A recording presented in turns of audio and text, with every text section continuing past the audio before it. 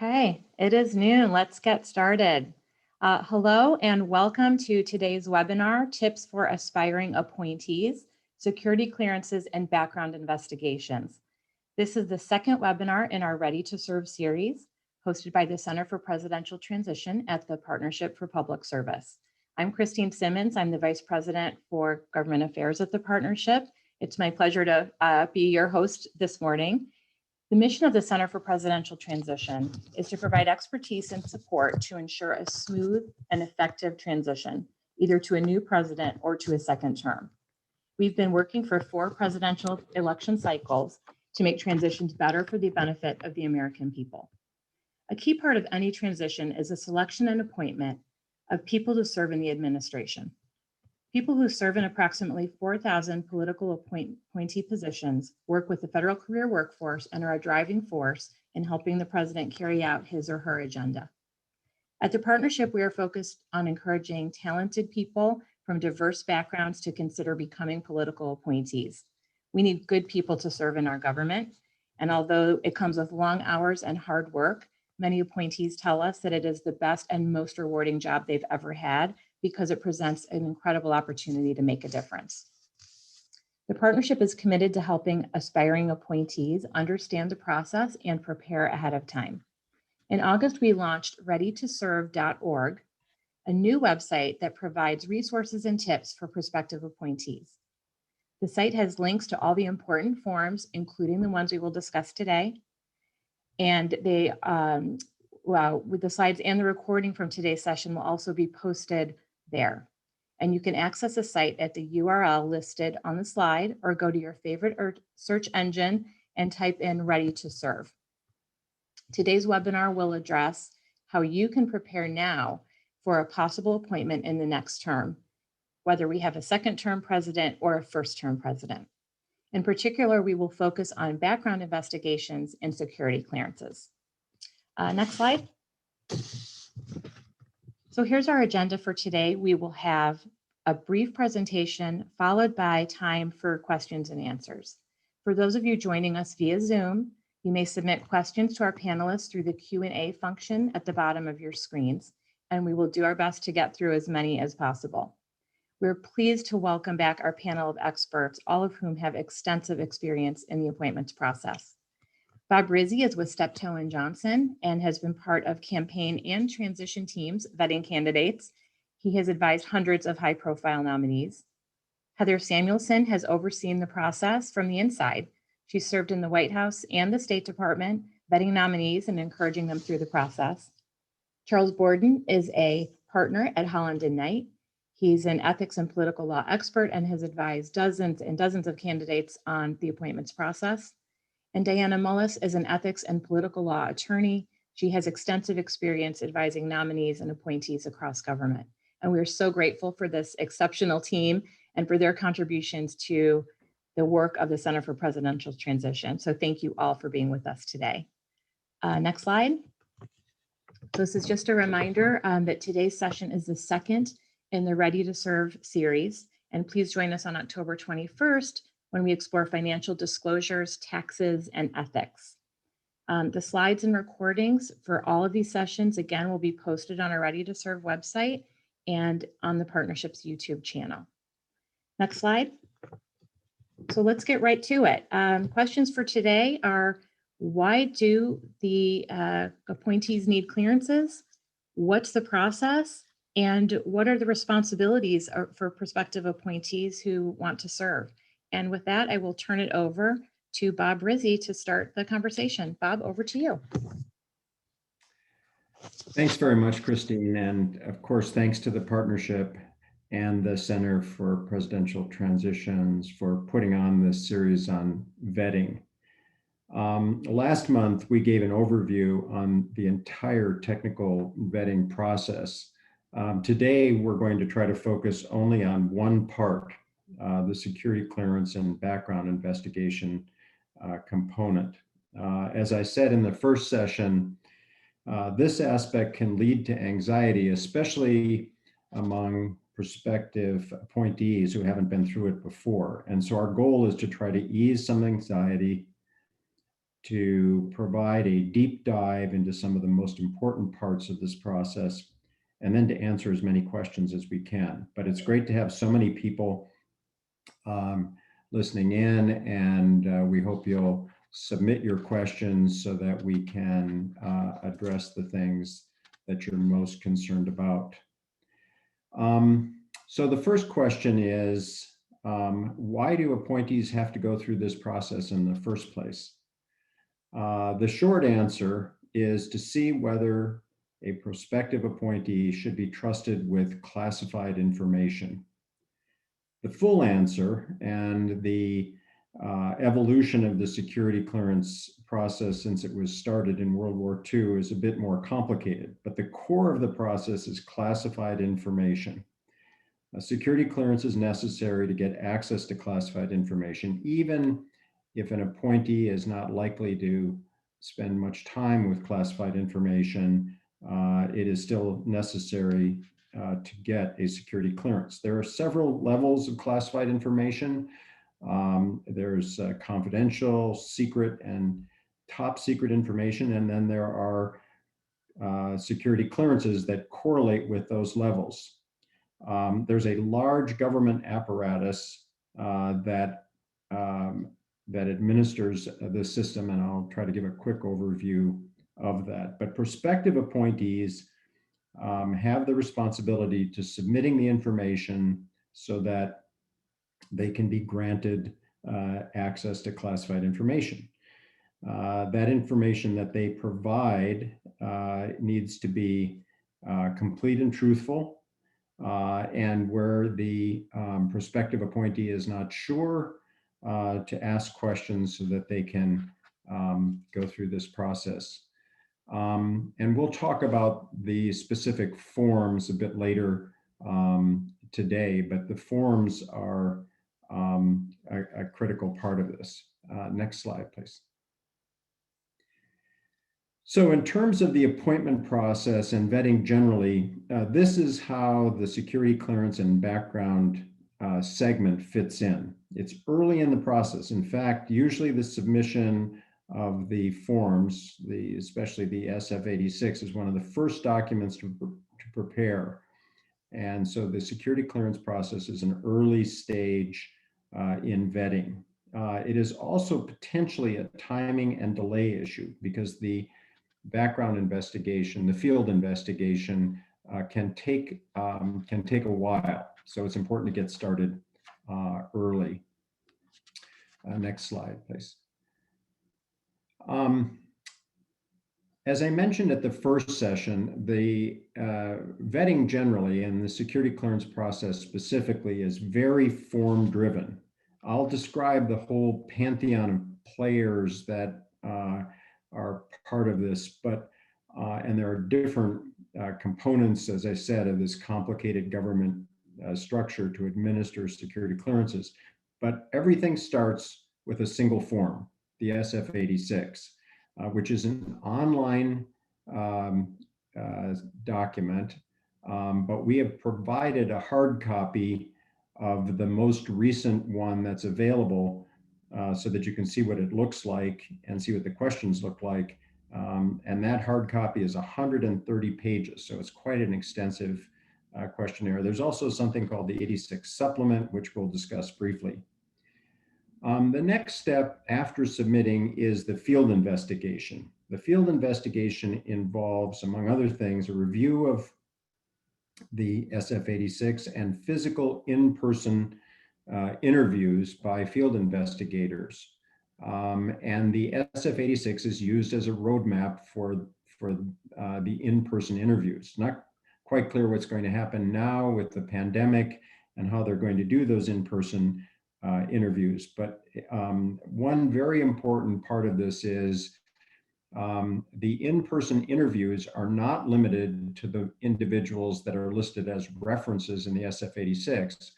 And the people conducting the field investigation can talk to a lot of other people that they learn about through their interviews derivatively. And once that starts, once the field investigation starts, then the world knows that you're being considered for a security clearance, because there'll be a number of people that will learn about this through being contacted. And there's usually a stock answer that you give when your friends and neighbors call and ask what's going on, and that is you're being considered for federal employment, but you can't say more at this time. All of this information, including the forms and the interviews and the interview reports, feed into a process called adjudication.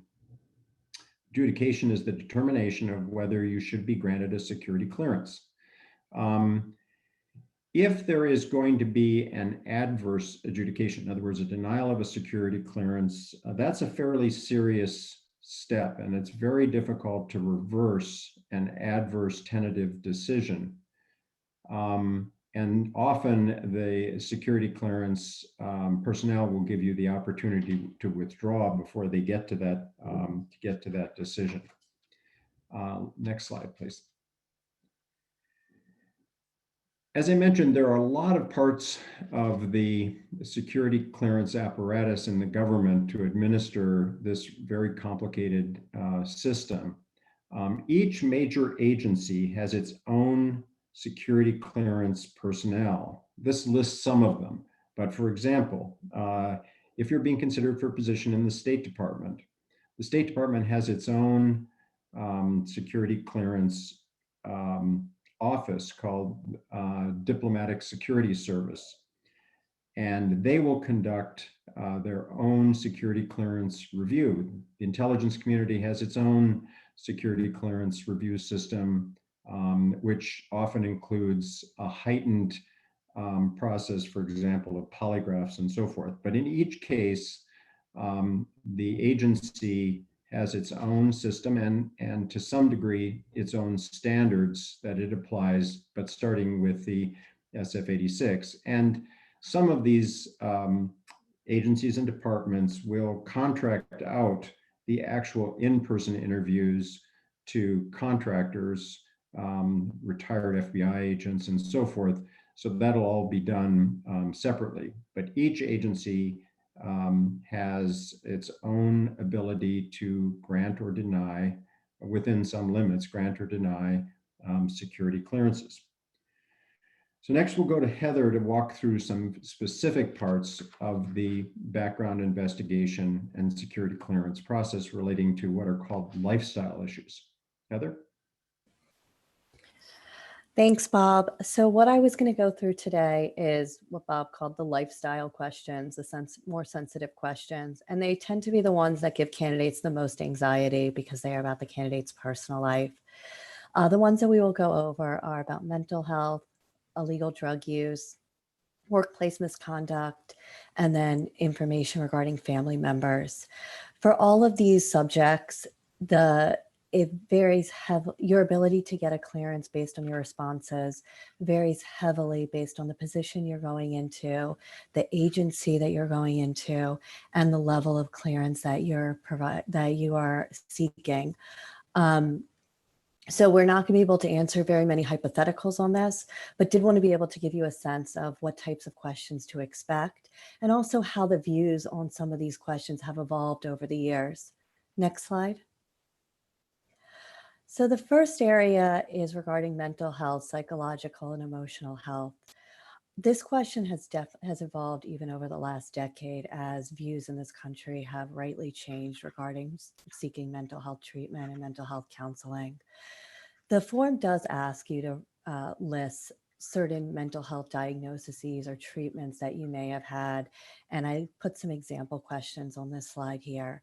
The form is also very clear that a mental health diagnosis, treatment, and counseling in and of itself is not a reason to deny or revoke a security clearance.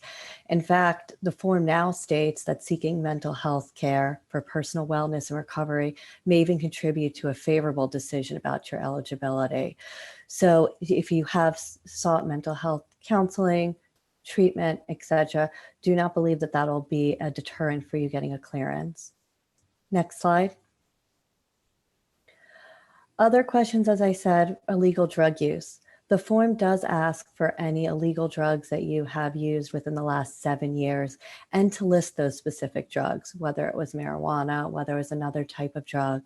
They ask whether you were using that drug while you possessed a security clearance or were within a law enforcement position. They asked if you are the time frame that you use that drug. Are you planning to continue to use that drug in the future? You'll also be asked about the misuse of prescription drugs within the last 7 years. Similar to sort of how to mental health, some views on this have changed over time. There are some states where certain drugs are decriminalized, but the form itself is looking at the federal standard for marijuana specifically, which is what we get a lot of questions about. The next section is workplace. Back slide, sorry. You also be expected to answer questions about workplace misconduct issues such as sexual harassment, racial discrimination charges, or any other workplace misconduct issues that may have come up in your prior employments. And then you should also be prepared to answer questions regarding your family members. You're going to be asked to list all of your immediate family members, including in-laws, domestic partners, ex-spouses. You're going to be asked about family members that also have security clearances. Should you have anyone in your family with the clearance, you'll be asked for the names and contact information of any roommates you have, cohabitants, as well as any connection with non-US family members. You should be prepared that during security clearance process, your family members may get interviewed, your roommates may get interviewed, your neighbors may get interviewed. So like Bob was saying, once the form is out there, and once you complete the form, be prepared that a lot of people may be getting questions from FBI or diplomatic security or others who are conducting this process. Next slide. So in answering these questions, first and foremost, make sure that you're always truthful. Intentionally lying on the form will disqualify you. You will have an opportunity to explain your answers during the clearance investigation. And in many of the questions, there's even a section to add additional information on the form itself that you can then raise during your interview with FBI or diplomatic security. As I said before, there have been evolving views on mental health use, sometimes on drug use, but again, particularly around drug use, it can very much differ based on the level of clearance, the position you're going into, the agency that you're going into. And then lastly, as you're looking through these forms, feel free to consult an outside counsel if you have concerns on how you should answer certain questions before completing it. And with that, I'm going to turn it over to Charles. Thanks, Heather. So I'm going to continue today's presentation with, I would say, the next sort of big category of questions on the form, questions that come up in the process, and the ones where I would say people who we work with most often have concerns or have trouble answering some of the questions put to them on the form, and that's the area of foreign connections. And there's a lot of focus in the security clearance process on foreign connections, and this is a bit of a legacy of the World War II, Cold War origins of the security clearance process that Bob mentioned earlier. Broadly speaking, all the questions about foreign connections are really sort of focused on two issues. They're focused on a question of dual loyalty. Is there's some reason to think that you have loyalty to another country besides the United States, either split loyalties or greater loyalty to another country other than the U.S. And is there a reason to think that a foreign power could coerce you? You have some mechanism of leverage over you, either because you have contacts or relatives that live abroad, or some sort of business connections, business relationships, financial interests that would allow them to exercise pressure or pressure on you or otherwise coerce you. And those are things that would raise potential security clearance issues. You can see that these concerns, if you look at the adjudicative guidelines that govern the security clearance process. And just to take a step back for a moment, Bob was talking before about the process and how you have an adjudication over whether or not you should get a particular security clearance. That adjudication is conducted pursuant to the 13 guidelines, and they're spelled out in the Code of Federal Regulations. The site's there on the slide. And of those 13 guidelines, 3 of them really deal with this issue of foreign connections. The foreign influence one, foreign preference, outside activities. And if you look at the descriptions on the slide, you'll see that they touch on each of the issues I was talking about. To what extent foreign influence, you have connections, or financial, familial relationships that could be used to pressure you or coerce you. Foreign preference, to what extent is there some sort of dual loyalty? Outside activities, this is really concerned with do you have business relationships, representational issues relating to foreign interests, particularly foreign governments. And so if you look at these guidelines, you can see sort of what the concerns are. And I think the important thing to keep in mind when you're answering this form is these sort of overarching issues. If you understand that this is really what the process is trying to assess, then I think that should give you a bit of a way forward in terms of crafting your answers. And next slide.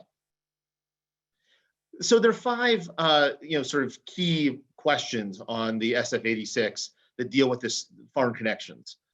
And one of the problems generally when answering these questions, it's true in this area, I'd say particularly, but it's generally true throughout the form, is that these forms are from another era, and they don't necessarily comport as well with sort of modern life as you would hope. So there's an assumption built in here about how frequently people will have foreign connections, and the unusual nature of foreign connections if someone has a lot of them, and that may not really comport with today's world with respect to international business, international communications, international travel.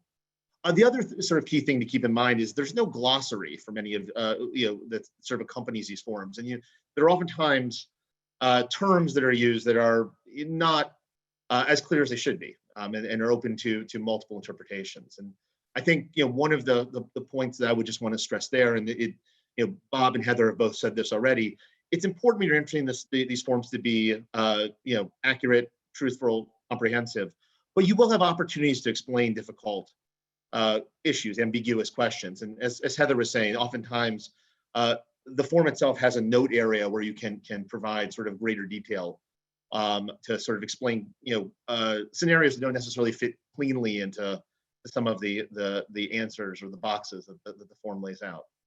So the 5 key questions. The first one is straightforward. Section 10 deals with, have you ever been, are you currently now a citizen of another country other than the United States? Just provide straightforward information on this. It will come up in any sort of interview you have during the process. They will ask questions about your relationship with this other country where you have a formal connection. The only piece of advice I would say here is do not get into nuance. The answer to a question about where your loyalties lie is USA, USA, USA. Do not try to nuance this question in any way. The handful of times we've had clients who have gotten into trouble, it's precisely because they just didn't answer this question with the USA, USA, USA lens. Second key question on the form that deals with foreign connections. Section 19, foreign contacts. This has the basically asks about relationships, and particularly relationships with foreign nationals with whom you or your spouse are bound by affection, influence, common interest, or obligation. What does that mean? Take it a step back to sort of the Cold War origins again. It's really the idea is, do you have a connection with somebody in a foreign country, in the Cold War era, behind the Iron Curtain, who could be used to pressure you? And so when you're thinking about what you should disclose here, think about it from the standpoint of that kind of substantive relationship. You don't need to disclose, Facebook friends, passing business acquaintances. It's really someone who you have a deeper relationship with. Typically in the past, I've had clients who have disclosed sort of, if you have a cousin who you're close to who lives abroad, you're in regular communication, you go to family events together, things like that. Next question, section 20A, foreign activities. This is really about foreign financial interests, owning real estate abroad, having foreign bank accounts, having interest in foreign corporations or businesses. It's in this sense, I think it's relatively straightforward. The next one, section 20B, foreign business, professional activities, foreign government contacts. This is a little bit more nebulous, and we do have a lot of clients, I think, who typically have trouble or can get hung up on this question. This is one where you have a question that doesn't necessarily match with sort of the modern business experience. And there are some ambiguous terms, like one of the things you need to disclose here are business ventures you have with foreign partners. Business ventures isn't defined. So it's, what constitutes a business venture? If you just have a couple of conversations with somebody about the possibility of starting a new business, is that sufficient for this purpose? Another example would be, a need to disclose conferences, trade shows, seminars, or meetings that you have attended outside the United States. Again, when these questions were formed, that might have been a fairly unusual occurrence. There are a lot of businesses now where, at least pre-COVID, people were often attending conferences or meetings outside the United States, and that could be a quite exhaustive list. I think sort of a practical advice here would be, do your best to collect relevant information, review calendars, review passports, really try to get a complete set of information, but recognizing these complexities, make use of the note function that Heather mentioned earlier, and try to explain if you've attended certain conferences year in, year out, that there were foreign government officials who were also in attendance. Disclose that and give the investigators an opportunity to ask additional questions if they want to. And in some cases they will, and in some cases they won't. But it is important to sort of use the note function to provide us as comprehensive and complete an answer as possible, while recognizing that these can be difficult questions. Lastly, last question, foreign travel. You basically need to disclose all international travel for the relevant time period that the form covers, that's non-governmental. Again, this was sort of a question that was crafted, pre, modern age, although also really becomes more of an issue, I guess, pre-COVID.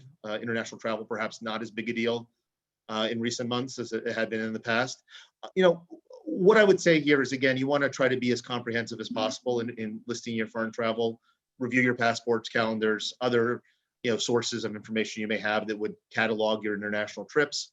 But again, use the note function to deal with things that you might have missed. I mean, if you're someone who perhaps lives close to the border, my in-laws live close to the Canadian border. They, pre-COVID, they were going back and forth all the time. You're in one of those situations.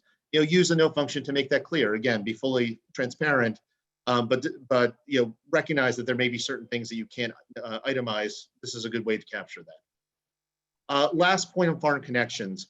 The SF86 supplement typically doesn't have a huge amount of information or questions that deal with foreign connections, but to the extent they do ask questions, they're typically focused on lobbying or representational activities where you're representing foreign governments or foreign political parties.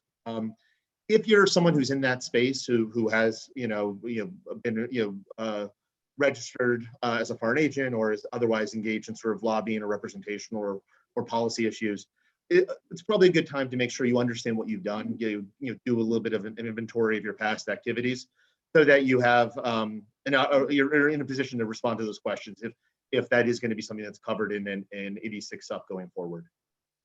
With that, let me turn it over to Diana to talk about financial and tax matters. Thanks, Charles, and thank you all for joining today. So I'm going to talk about the last bucket of major issues that we frequently see with folks trying to fill out this form, and that's financial and tax related issues. In the interest of time, I'll go through this pretty quickly because we want to get to all of your great questions. But we'll start very quickly with financial record. So there's a number of questions that are looking for potential vulnerabilities that could be used as leveraged against you and create a security risk. It's a very similar analysis to what Charles was describing with your foreign contacts. So it's good to just keep that in the back of your mind when you're looking at these questions of understanding why they're asking. Here on the side, you'll see a list of most, but not all, of the questions that they ask with respect to your financial record. They're looking for things like bankruptcies, delinquency on child support, repossessed property, anything of that nature that could be used as a vulnerability against you, or that really just suggests problematic decision making or things like that in your past. For these types of questions, it's generally a 7-year look back period. So one thing you can do now is sort of just think through your financial past for the last 7 years and start cataloging this type of information now. As everyone has echoed in the other sections, the name of the game here is transparency and honesty. So if you have these types of issues, you really want to be forthcoming with them and be complete and accurate in your descriptions of, one, how they came about, and two, what you did to remedy the situation. Next slide, please. Taxes is a biggie. This is an issue that kind of varies in importance from administration to administration. You'll see the taxes come up as part of your background investigation, but also part of your political vet, your Senate confirmation, if it's that level position, and a bunch of other areas in this process. So one thing I want to highlight is that information that you give on the SF86, both with respect to your taxes and your financials, and many other areas of the form, are going to show up in other forms throughout the process, either in your financial disclosure or in your PDS or in your Senate confirmation questionnaires. They ask you the same questions multiple different places, and sometimes it's with a varying time period or with a slightly different lens. You want to really make sure that you're consistent across all the forms. So keep that in mind. The 86 is generally what you fill out first. So oftentimes, like, make sure you keep a record of that, keep it handy, use it as sort of the baseline when you're filling out the other forms. So taxes, it's a 7-year look back for taxes. And the general question is, have you failed to file or pay federal, state, or other taxes when required by law? So this can come up, you may be aware that you missed filing taxes, you missed the deadline 1 year. And so you're going to want to disclose that. The two major questions here where you have kind of an ability to give some color to the situation are providing the reason for the failure and providing a description of what actions you took to remedy the situation. And like Charles mentioned, you want to use the note function if you can't fit a sort of fulsome explanation in this box. Feel free to use the extra space to really give a good answer to explain why it happened, how you fixed it, and move on from there. Next slide, please. So here are some common tax issues. These are things that we've seen with our clients in the past that frequently come up. Unpaid taxes for household employees, nanny taxes. You've heard this one in the news. This was a biggie in the Obama administration. We'll go into that in a little more detail in the next slide, but there are a lot of other areas too where you can get tripped up. Foreign bank accounts, any kind of foreign holdings really ties in with the emphasis on the form of foreign contacts. You want to make sure that those forms are properly filed. If you have your own business, if have ever been an independent contractor in the last couple of years, that can get tricky. There can be some nuances there. You want to make sure all of that's in order, and a bunch of other items you can kind of look through here. I think you want to be aware of any potential tax issues your returns might have, or any audits that you've had by the IRS in the past. I don't think it's necessary to do a full audit of 7 years worth, of tax returns going back when you want to be considered for one of these positions. But be prepared to sort of explain some of your positions on these types of issues. Next slide. So nanny taxes. This is always the headline with taxes, and a number of people, high profile and otherwise, have been disqualified. The sort of standard here for nanny taxes, and really all tax problems, of how much they influence the process can kind of change depending on the standards of the administration. And so it's to be determined how that will look for the next administration, whether it's a continuation of the Trump presidency or a President Biden. But for nanny taxes, you want to look for, the question really is, do you have a household employee, and are you required to pay taxes on that nanny? If you hire someone to work in your home and you control what they do, then you are an employer and you have a household employee, which would require tax filing. If you send your child to daycare and you're paying the daycare facility and they hire the employees who watch your children, that's not your tax responsibility because you don't have control over the work that's being done. So that's what you really want to look for. It doesn't matter if it's part-time or full-time, if you pay hourly or on a salary. If you're controlling what hours they work, what they do while they're working, all of that kind of stuff, then it is your responsibility to be paying the tax on that, and you want to make sure you've got a good handle on that. A side issue that comes up a lot with household employees, you said, nope, I've paid all my taxes, I did all the research, I've been covering this, I'm clean on that part. One other issue that could trip you up is whether you have an undocumented household employee. Again, this has sunk some really high profile nominations as well as bunches of smaller ones. So you want to make sure you've got the appropriate documentation to back that up. Next slide, please.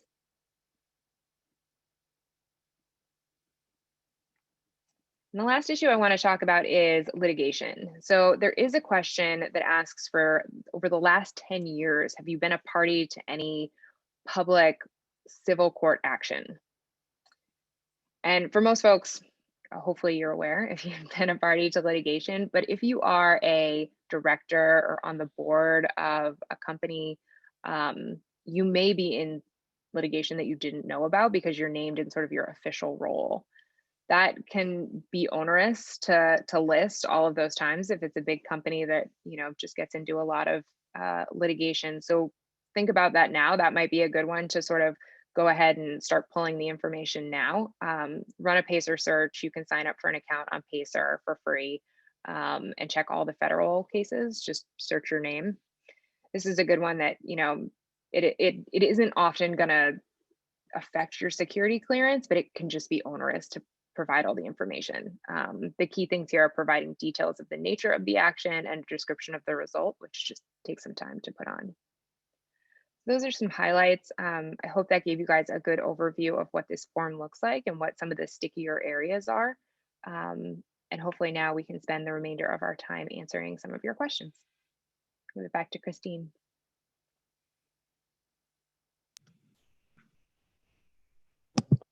Okay. We've had some great questions coming in. I think we have and I'm going to ask to go to the next slide. I believe we do have a slide on what to do now. So it's sort of we're going back to something that Diana was wrapping up with, is the possibility to start taking action now, even before the election, to start preparing and getting ready. So do we have that slide available? This one. Bob, did you want to talk through this slide briefly before we go into Q&A?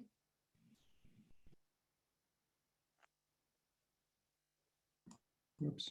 Sure, I'd be glad to. So I think the question, in fact, there have been a couple of questions about this. Can you do anything now? And the answer is that you can't actually get into the SF86 until you're given access to the online system and given a passport, but you can prepare the information now.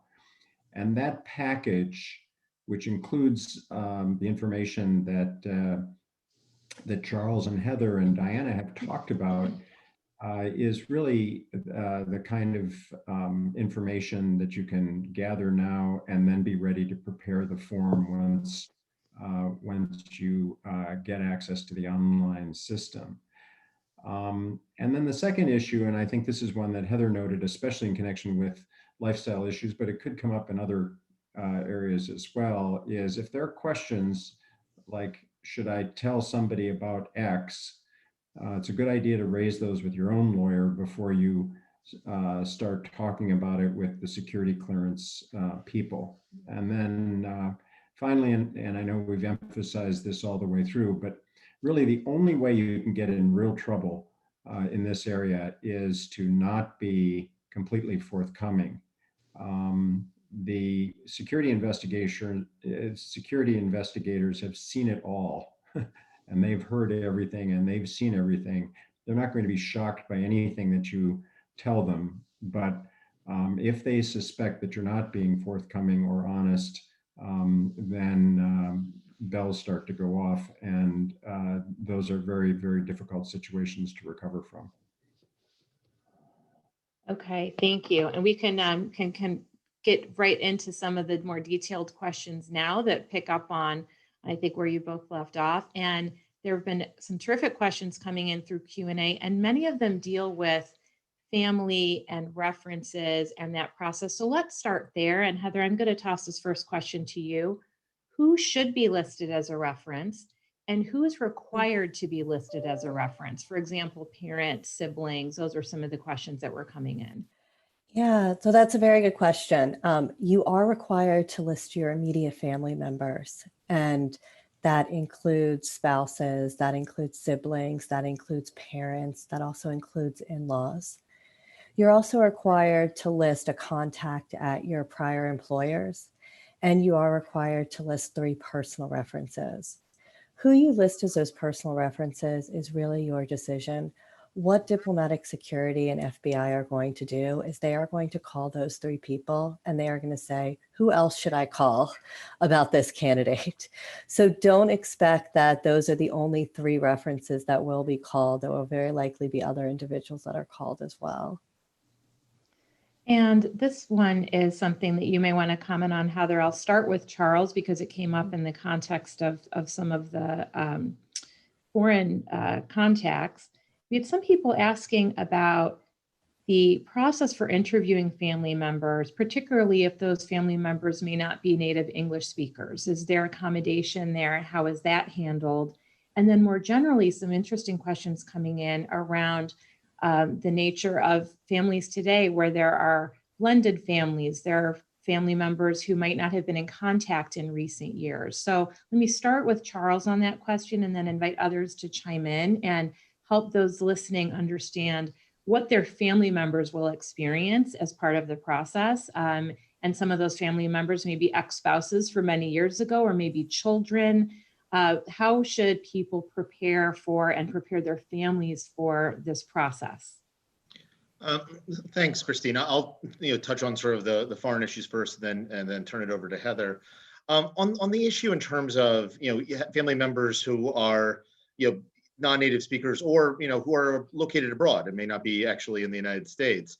I mean, there is an effort made to deal with those circumstances. It can, and I think it's particularly, again, if you're talking about family members who are outside the United States, I don't want to say that it'll have no impact. It can lengthen the process, and again, it may the precise nature of that impact varies a bit in terms of the nature of the position you're going into, and varies the nature of the level of seniority and things of that sort.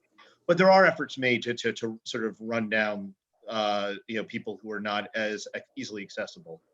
Similarly, if you are dealing with someone who isn't a native English speaker, efforts are made. I don't want to overstate how the extent of the efforts that are made, but the goal here of these field investigations really is to try to get a complete picture and to really understand, going back to what I was saying before, what is the nature of these foreign connections? Do they create any sort of issue with respect to those concerns of dual loyalty or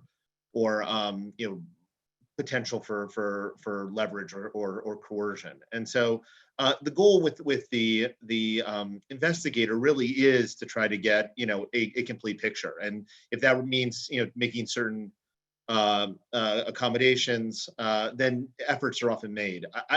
I don't want to overstate that though, and Bob may want to weigh in on this. As he was saying, there are a lot of background checks that need to be conducted, and oftentimes, particularly when you're not talking to people at the various highest levels, these field investigations are done by contractors, people who have been hired by various firms who are former FBI agents or former state police officers, and so to the extent to which they will take steps to accommodate some of these challenges,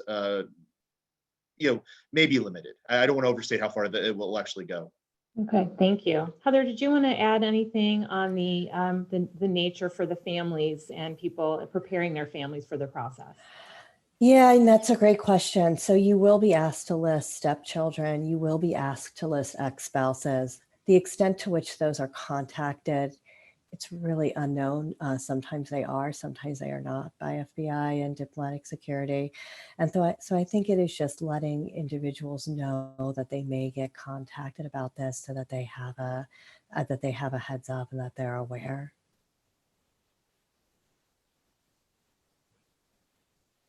Thank you. We may come back. We have more questions coming in on families, so we may do more on that. But let me turn now to some questions around taxes and the possibility to cure things. So Diana, let me turn this one over to you. A couple of questions regarding the whole process. Do people need to provide 7 years worth of tax returns? And what if there is an innocent mistake versus an intentional omission? Does that matter in the process if someone or someone's accountant just made an error and it wasn't intentional? Yeah, absolutely. You don't have to provide the actual returns in most cases. Sometimes if they find an issue, they may dig into it further and ask you to provide more detail and documentation, but you don't have to have the 7 actual returns. One nice thing for the government is that they can nicely ask the IRS to provide what are called transcripts. So they just get the information directly, and that shows the date of payment and the date of filing for all your back years. It's not your actual return, but it gives them a good amount of information to work from. So you don't have to worry about that. With respect to the question about intention, yeah, it definitely matters. A simple mistake, they happen all the time, right? The tax returns are extremely complex depending on the nature of your financial situation. So it's common for someone to have a mistake in their return, especially when an accountant's doing it. You're not directly involved. A mistake by an accountant is not going to disqualify you from this process. Just be open and honest about what the errors happened, when you discovered it, and what steps you took to fix it. Great, thank you. And I'm going to turn now to Bob to take on this question, but I would invite others to chime in. There are a number of questions coming in for those who are currently government employees or may currently have a clearance and what this process means for them. So let me start with this question. Do current government employees with existing clearances need to be re-cleared, or do their clearances need to be refreshed in some way? So Bob, let's start with you.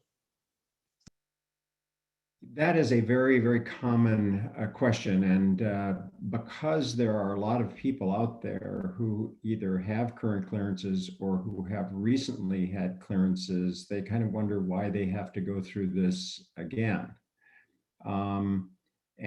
The short answer is it depends upon the job that you're applying for. So for example, if you have a current security clearance from the Army and you're going to apply for a job in the Office of Secretary of Defense, it's probably going to be pretty easy to transfer that over. If you're going to be going from the Defense Department to the State Department, as I mentioned, each agency has its own security clearance process. So there, very likely you would have to refresh the clearance. The other part of this is that the actual form needs to be submitted almost regardless of whether you have a clearance or not, because it's got to be brought up to the date of your appointment, and the information has to be brought current. So it's difficult, unfortunately, to get out of some parts of this process simply because you've had a clearance in the past. But if you've had a clearance in the past, obviously there are files that indicate all of the work that's been done already, and it presumably will streamline the process of getting a new security clearance for the new agency to which you're being appointed. There's a famous story of John Hamre, who was this Deputy Secretary of Defense, and he's had every conceivable security clearance you could ever have. And the story in the Washington Post was he was interviewed for his 6th security clearance, and the investigators said, started out, "Is your name John Hamre?" So went literally through the checklist of questions. He was quite disappointed by it, but he's just like anybody else. He's got to go through the process. So are there advantages for those who already hold a clearance? And Diana, maybe I'll ask that question to you. Yeah, I think there's some advantage in just the speed that the process will take. If they're starting from scratch, they have to check every single box and talk to every single person. And if you already have clearance, some of that background work is already done. Probably for the candidate too, you already have a lot of this information compiled. So I think speed is the main advantage there. Okay. And let me ask a question. I'm going to toss this to everybody, but it will start with Heather. Question about how COVID-19 and the environment in which everyone is living may have affected this process. One specific example is gaps in employment. There are some people who now have a gap in their employment because of COVID, or their childcare arrangements are different as a result of COVID and their family responsibilities. Does that affect, or is it anticipated that it might affect this process for anyone going through it? So Heather, I'll start with you, but invite others to chime in as well, because this COVID is affecting everything and all of the things we've talked about today. So Heather. Yeah, absolutely. I mean, that's a great question. And Bob touched upon this at the beginning. I don't know how the field interviews will be conducted. They used to be in person. It used to be that diplomatic security, the FBI would show up at your old employer's office, or they would show up at a neighbor's residence. I don't know how they're managing that process now. And I think it is a very good question. It's probably a lot more phone calls than it is in-person interviews at this time. Remind me of the second part of your question. Oh, employment gaps.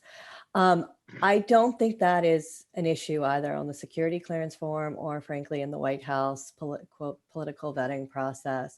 I think that it's something, any employment gap that you have, whether it's COVID related or family related or health related, is always something that you can discuss and explain during the process. And I don't believe it's something that would be necessarily held against you. Heather, just to follow up on that, and Christine, if you don't mind, I think this highlights sort of the broader point that all of us were saying, which was that, part of this process is being transparent and looking for those opportunities to provide explanations for things that don't easily fit into the sort of the standard form. And there are those opportunities throughout the process. And I would say, and I'm sure the other panelists would agree with me, that where people get into trouble is when they try too hard oftentimes to fit something into a box that really doesn't. And COVID's a great example of something where we all know it's an exceptional circumstance. And if you're providing an explanation that makes sense, that shows again, this is why your circumstances are a little bit unusual during this period, no one is going to ask for questions about that. That's not really what they're looking for in this process. But if you give an explanation that doesn't make any sense, the whole story doesn't hold together because you've omitted key pieces or tried to conform it to something that it's not, that's exactly where people start asking more questions, because your story doesn't make any sense and people start thinking you have something to hide. It's a really good point. And I think we've put a lot of emphasis on the form in this webinar, but there is in-person interviews, there is person-to-person discussion where you have the opportunity to explain some of this stuff in more nuanced detail.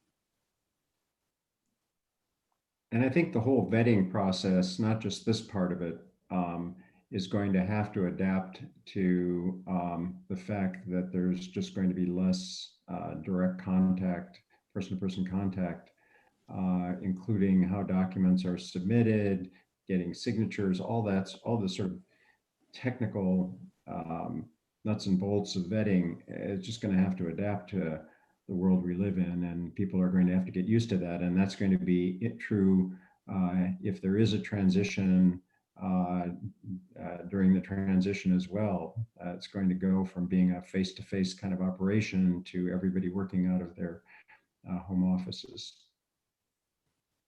Thank you. And let me move on to a question about the different levels of security clearance: secret, top secret, SCI. Could you speak a little bit more about the different forms or different levels of review that are required or that are part of a process depending on the level of clearance? Yeah, I can take that. As I mentioned in the first session, in my past life, I was a lawyer at CIA and had my own security clearance review, and have been dealing with this, over the years. So there are different levels for almost all presidential appointments, certainly full-time presidential appointments. The security clearance review is at the top secret level, which obviously requires the full background investigation. There are also other types of security clearances, and sometimes people describe those as being higher. They're not actually higher, they're just different. So the so-called compartmented information, SCI, clearances for certain kinds of information. Special access programs is different kinds of information. The famous Q clearance is for information regarding nuclear weapons. So each one of those is identified with a certain kind of information that relates to the national security, and so each one requires a slightly different review and intensity of review. And then, as I mentioned, certain agencies require polygraph examinations on top of a field investigation. So it's going to be different, and it will be different by agency as well, as to how they address access to information from that agency. But by and large, just to go back, I mean, for the kinds of appointments we're talking about, presidential appointments, it's going to be, by and large, it will be at the top secret level. There will be some people that will be brought in at the secret level, which requires a shorter look back, requires less intense investigation, and is generally less time consuming as well. And Bob, on that note, we do have a couple of questions coming in about the look back period. We've referenced a 7-year look back on the form. We've referenced 10 years or more. Is that a policy of an administration? Is that something that's required according to the form, or because of the level of clearance that the position requires? Heather, let me toss that question to you and then see if others wanted to chime in. But what is that look back period? How was that determined? So the look back period is based on the level of clearance, and Bob could probably explain this further, but there is a further look back period for Senate confirmed positions with the top secret SCI clearance than there are for those who would be potentially getting a secret level clearance. Thank you. And let me wrap up. I'm going to give, we have time for one more question, and we've had several questions coming into the chat that I'm going to try to summarize. Lots of questions about foreign contacts. Whether someone stayed as a student with a host family overseas, are those foreign contacts? If you are Facebook friends with people overseas, are those foreign contacts? How should someone go about determining whether those are people that should or should not be listed on their form? Sure, Christine. So, again, recognizing this whole, bonds of affection concept is a really nebulous one and can be interpreted in a lot of different ways. The way, I've usually approached it, and I welcome everybody else to jump in on this as well, is to sort of say, we're looking for something that's more of a substantive relationship. Again, something where if the person, think, a Cold War, thriller in the movie, somewhere where someone could be held hostage and it would have an effect on you, could coerce you. That's really the level of relationship that you're talking about. And so Facebook friends, passing business acquaintances, people you haven't really talked to in years, so you don't really have an ongoing relationship with. Typically, in my view, they're not going to qualify. They're not the folks who you're looking for here. You're looking for folks who are your relationship's more substantive. And over the years, what I have seen is again, host families would sometimes qualify particularly if you're talking about someone who's going through the process and they weren't a student that long ago. So it's a family they were with relatively recently and they've kept up with them over the years. As I said, I've had a number of clients over the years where, they have a family that, significant branch of their family that's in a foreign country. They have cousins they're close to. They grew up together. They've stayed in close contact. They go to family events together. Those are the kinds of relationships that typically I think you should disclose in that foreign contacts category. But situations where it's just, a Facebook friend or someone who, you were friends with 20 years ago, when you were doing a junior year abroad, but you haven't talked to them in the intervening period at all. I don't think that's the kind of relationship that qualifies. Okay, fantastic. We're going to have to leave it there. I'm so sorry we can't continue because we've got great questions and we've got to as many as we could. But all is not lost. We have additional resources for you. So first of all, let me just say a huge thank you again to our fantastic panel for helping us all understand these issues better and prepare for what we can all be doing now. As a reminder, the partnership has posted numerous resources and links on the Ready to Serve website, readytoserve.org. It's hyphen in between ready and serve and to and serve. Find out more on how you can be prepared to be considered for the honor of serving as a presidential appointee. And this is just a snapshot of some of the resources that we have available. Next slide. Okay, and this is just a final reminder that we will be emailing this slide deck to anyone who registered for today's webinar. It's also available on our YouTube channel. And please join us on October 21st when we will discuss financial disclosure, taxes, and conflicts of interest. So with that, we thank you all for joining us today, and we will see you on October 21st. Thank you.